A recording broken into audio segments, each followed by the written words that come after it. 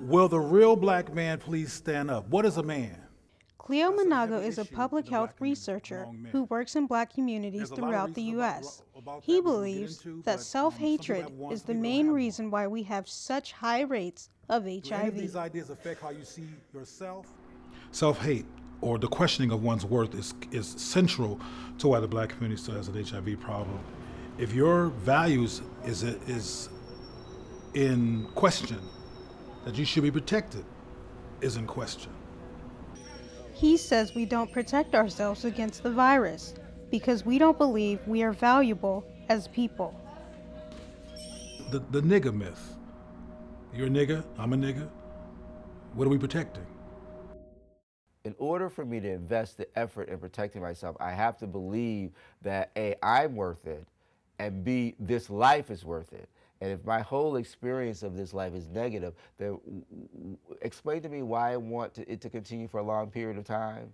You know. And what self-hate has to do with HIV in our community, there's a majority of people who have put themselves at risk for HIV, particularly 20 to 30 years later, they know how HIV is transmitted. Everybody knows that semen and vaginal fluids, if they're infectious, can give you HIV. We've actually done research, and the majority of people that we interview in the black community, from homeless to upper middle class, knew this.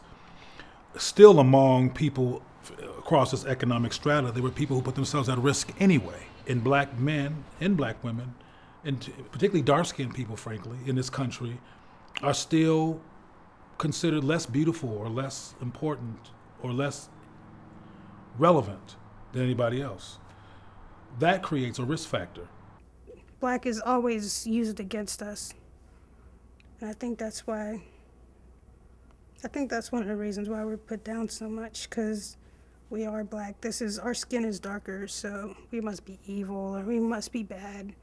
You know, there must be something about us that makes us less than everybody else. Do you think we believe that ourselves? Not all of us. Most of us, though. We live in a society and we're conditioned not to acknowledge, I hate to be cliche, but the so-called elephant in the room, white supremacy. And we're conditioned to do everything but acknowledge it. And because we don't acknowledge the impact of whiteness as a normal part of our psyche and its protection, we turn on each other, we hurt ourselves, we do all kinds of destructive things. So who wants to tell the group what the NAS syndrome is? Niggas ain't shit. The NAS syndrome is the niggas ain't shit syndrome. Again, so you won't think it's me. I didn't rehearse, I don't know these folks. Who's heard that before again? There are black people who hear in passing or directly from a child up that quote unquote niggas ain't shit. Now, how many people who are white, this is to the white people, have heard on a daily basis or once a week or in the spring that white folks ain't shit, Caucasians ain't shit? Raise your hand. None of them raise their hands except for one. There's one. Now, so you hear it perpetually all the time? I have a comment. Yeah. Well, she's an exception. Everywhere I go, I do see at least one or two exceptions, but generally, which is what we saw in this room, it's not a phenomenon. What's the benefit of the term? You guys all use it. What's the benefit? What does it do for you? What?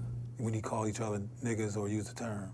Yeah, it's just more like a friend. It's like, I mean, what's up, bro, or brother, just using it. Like when Spanish people say vato to each other, it's just like that. Well, you know the difference between vato and nigga? Vato is simply come out of the culture itself. Nigga didn't come from us. You know that, right? It didn't come from us. It came from people who enslaved us. It's not like somebody white calling us a nigga. We took it and created another word. Like, I don't think it doesn't mean the same the way we say it. Like they use the nigger and we use nigga. We're the only ones who have taken the time to take a derogatory word that dehumanizes us and fix it up. Do you understand that black kids in this country face a whole lot of health disparities, and even their schools tend to be in the worst conditions in many cases? You know that?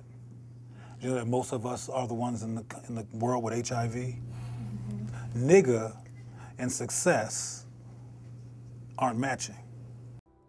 In his research, Cleo Monago used the critical thinking and cultural affirmation, or CTCA model.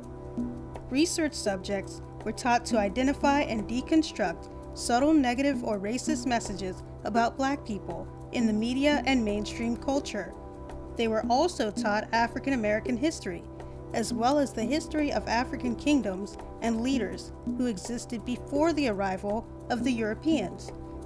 The goal was to find out if the CTCA model would boost the participants' self-esteem and change their risky sexual behavior.